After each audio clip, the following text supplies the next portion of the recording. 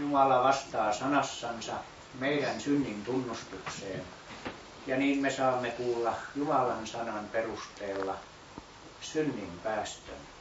Laupias ja armahtavainen on Herra, ja pitkämielinen ja suuri armossa. Niin kuin isä armahtaa lapsiansa, niin Herrakin armahtaa pelkääläisiänsä. Aamen.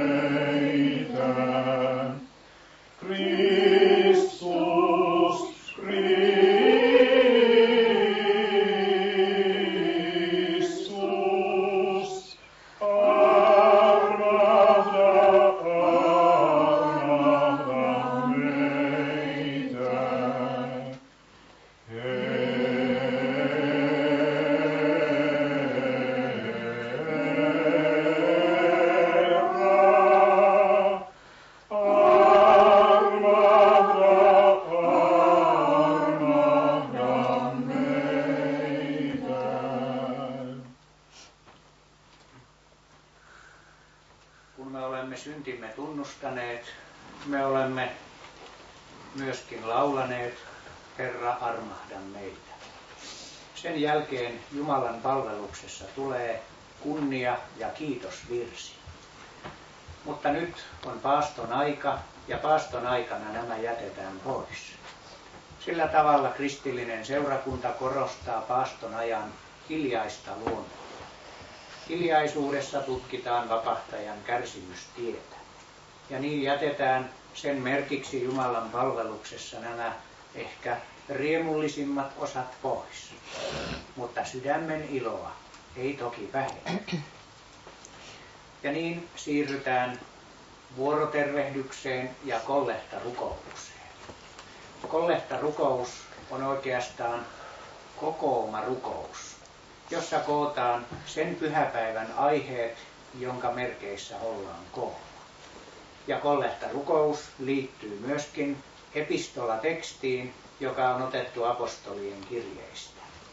Näin seurakunta kantaa vanhaa kristillistä perinnettä alkukirkon ajoista alkaen. Sielläkin kerrottiin, mitä apostolit olivat kirjeissä antaneet ja sanoneet.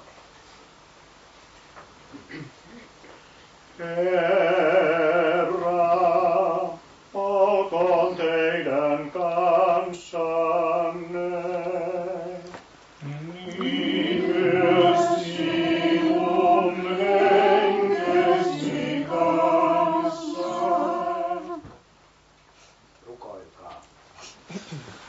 Laupias Jumala, herätä meidät, jotka syntiemme tähden syystä kärsimme vaivaa, isoamaan ja janoamaan sinun vanhurskauttasi, että voisit meitä armollasi lohduttaa, sinun poikasi Jeesuksen Kristuksen, meidän Herramme kautta.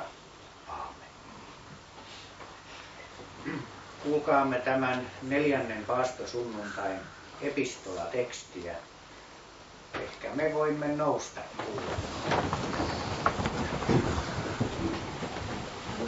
Apostoli Paavali kirjoittaa roomalaiskirjeen 6.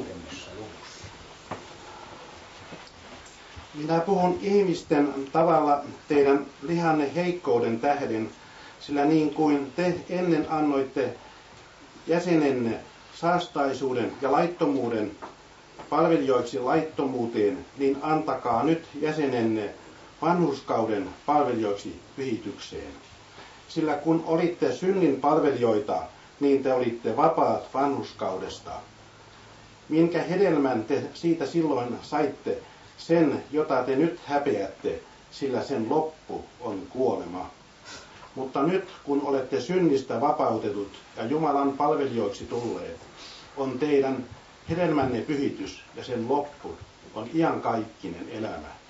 Sillä synnin palkka on kuolema, mutta Jumalan armolahja on iankaikkinen elämä Kristuksessa, Jeesuksessa, meidän Herrassamme.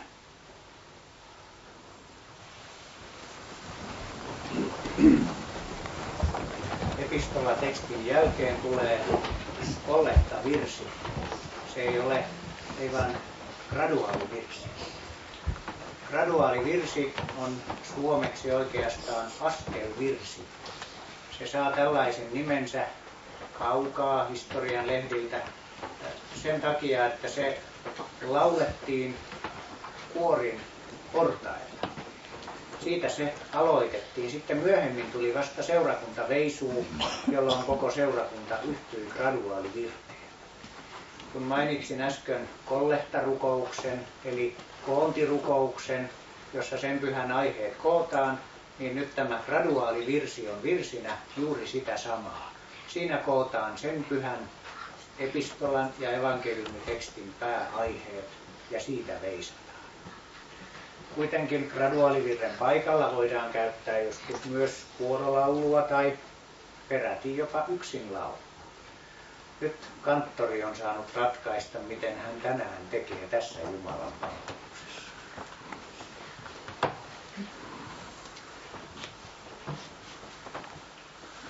Tässä kyseisen virren paikalla on sävelmä sellaista vanhasta münsteriläisestä laulukirjasta, joka on 1670-luvulta.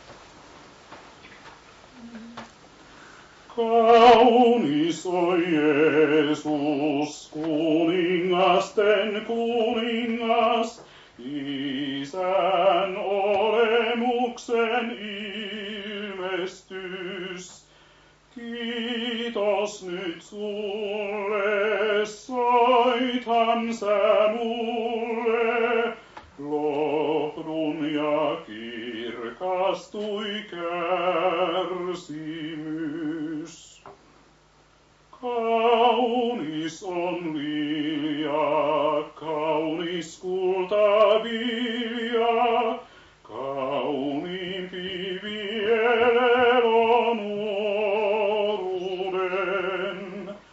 Nuoruuskin haihtuu, vanhuuteen vaihtuu, rakkaus ei muutu Kristuksen. Oi ihanuudet, aina yhtä uudet, loistaa Herran armo kasvoista.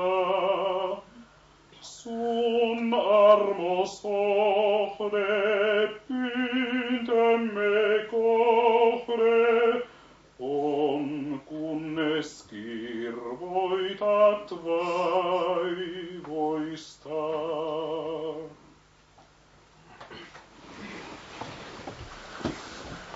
Graduaalivirsi voi vielä seurata sitten kuoro- tai yksin laulua, mutta me lähdemme tähän yksin lauluun siitäkin syystä, että ettei tulisi rinnastuksia. Jos me rupeamme rinnastamaan ääntämme tuon Heikki Rainion ääneen, voi tulla mieli pahaksi.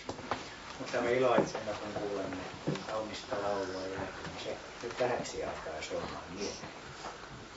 Jumalan palveluksen sanaosa jatkuu. Äsken kuulimme epistolatekstin, nyt kohta kuulemme evankeliumitekstin. Ja tämä on jostain 4 evankeliumista otettu, Matteuksesta, Markuksesta, Luukkaasta, Johanneksesta. Nyt se on Johanneksen evankeliumista tällä kertaa. Ja tämä on se Raamatun kohta, josta saarnataan. Kohta tulee saarna, kuunnelkaa teksti sillä mielellä, että muistatte sitten saarnan aikana, mikä oli teema. Papin tulisi pysyä saarnatekstissä. Hyvä saarna on sellainen saarna, joka uskollisesti selittää tekstiä, eikä ole niinkään papin omien mielitekojen mukainen puhe. Siis ei saisi tapahtua niin, että oli mikä teksti tahansa, pappi aina saarnaisi omista mieliajatuksistaan. Niin kuin piispa Gulin kertoi jostain vanhasta papista, jonka nimeä hän ei maininnut, mutta sanoi, että sillä papilla oli hyvä saarna. Vika oli vain se, että oli teksti mikä tahansa, hän aina aloitti sen sanoilla, muistuipa mieleeni Nikodemus. Ja sitten puhui sen sanan.